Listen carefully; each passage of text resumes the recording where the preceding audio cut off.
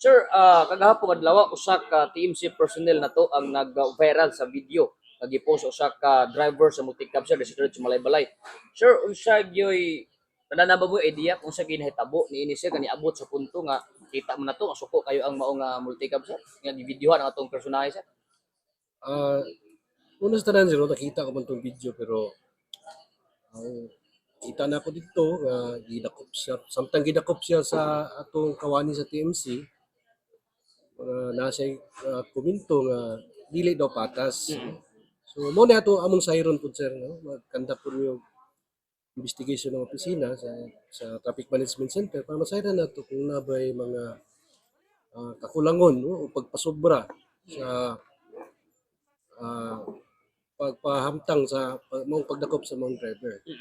Ato tang side po sa driver kung sa complain, iyagat na to siya pagkanin sa opisina kaya naman tayo gitawag nga adjudication board para mo'y magtanaw kung ang ato ba nga pagdakop sa iya yung una-una nga di makatarawanon para matagaan siya og sakto nga desisyon.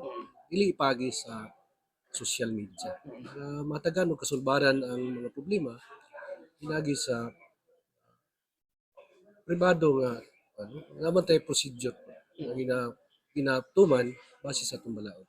Okay. Sa isip usa ka tigpamaba sir sa TMC Malaybalay, unsay laka nga buhaton nato karon batok kadto sa driver sir kay sa among nasayran gi-post ang video unya walay consent no nya naman tay data privacy act nga walay consent sa usa ka tawo gi-post ang video posible nga mapasakaan ka unya sama sa giingon sa atong TMC personnel kagahapon nga mabalihan ang mao nga driver sila ka nga pagbuhaton sir isaka ba nito sa taas o doon na pa'y settlement address yung label sir.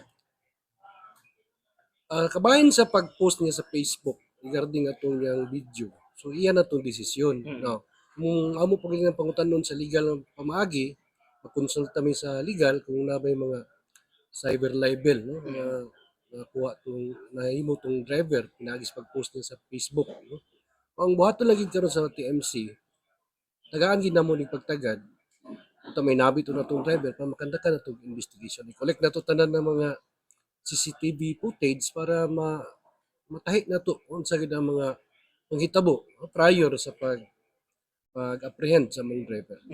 So in case sir, example lang, kung si TMC personnel sir adunay lapses, unsay pwede na to mahimo sa TMC sir personnel. Naman procedure sir kung nasa kuan sir na siya bali kalapasan administratively. So napud tayo mga pamaagi wherein after pag-conduct ng investigation, nakita na to ngayon nasa kakulangon sa pag-perform niya sa trabaho, nagpasobra siyang trabaho, o natog abuse sa iyang discretion, muna mataga na to siya findings, din submit na to sa opisina sa itong landowner para ma-evaluate niya ang kaso, din siya na dahil ang tukma nga mga administrative sanction, matok ani atong kawani sa TS. So, as of now sir, kamot mo nga ma-reach out po tong driver para maistoryahan sa opisina sir. Yes sir, gusto na mo siya nga inabi para kung nasa complain, na ipamaagi nga makareklamo siya, dili pinagi sa social media.